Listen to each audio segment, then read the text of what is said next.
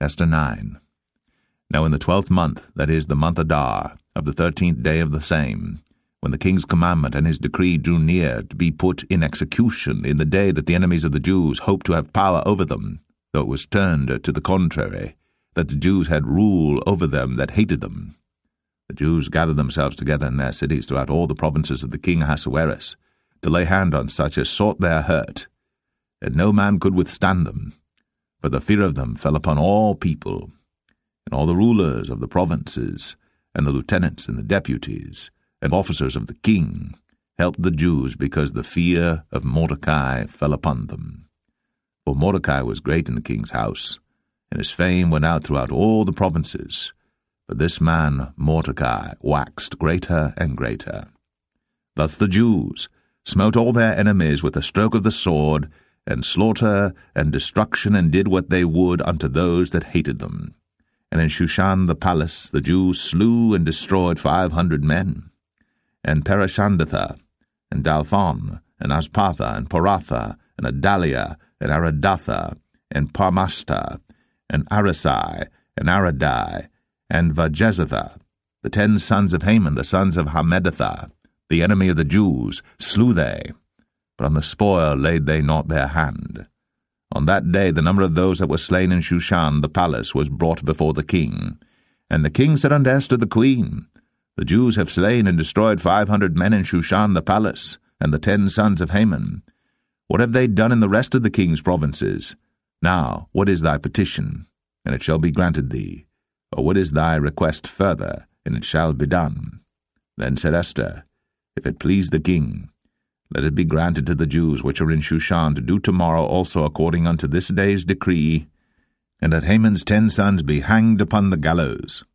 And the king commanded it so to be done.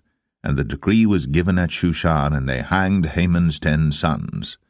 For the Jews that were in Shushan gathered themselves together on the 14th day also of the month Adar, and slew 300 men at Shushan, but on the prey they laid not their hand.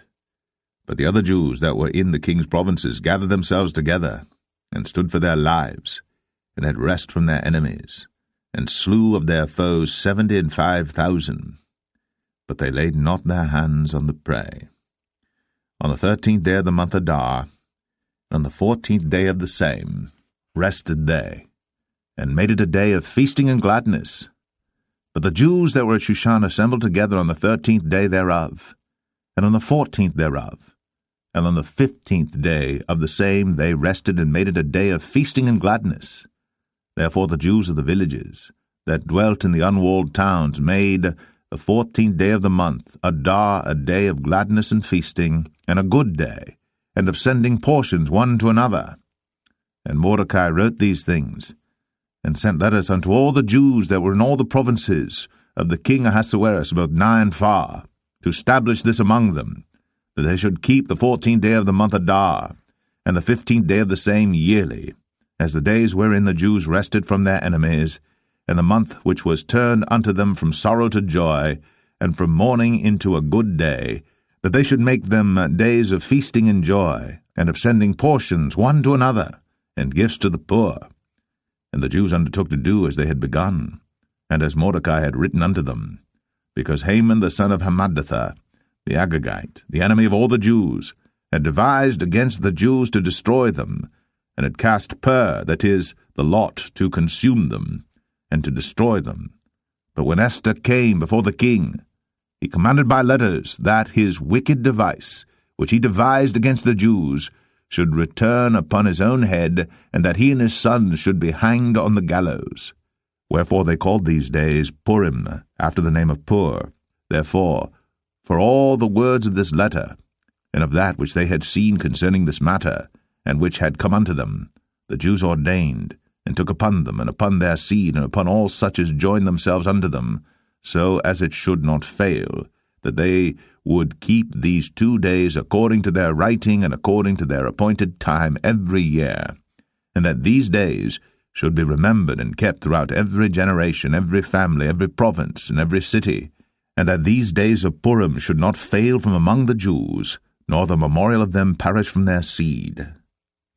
Then Esther the queen, the daughter of Abihail, and Mordecai the Jew, wrote with all authority to confirm this second letter of Purim. And he sent the letters unto all the Jews, to the 127 provinces of the kingdom of Ahasuerus, with words of peace and truth, to confirm these days of Purim in their times appointed, according as Mordecai the Jew and Esther the queen had enjoined them, and as they had decreed for themselves and for their seed the matters of the fastings and their cry. And the decree of Esther confirmed these matters of Purim, and it was written in the book.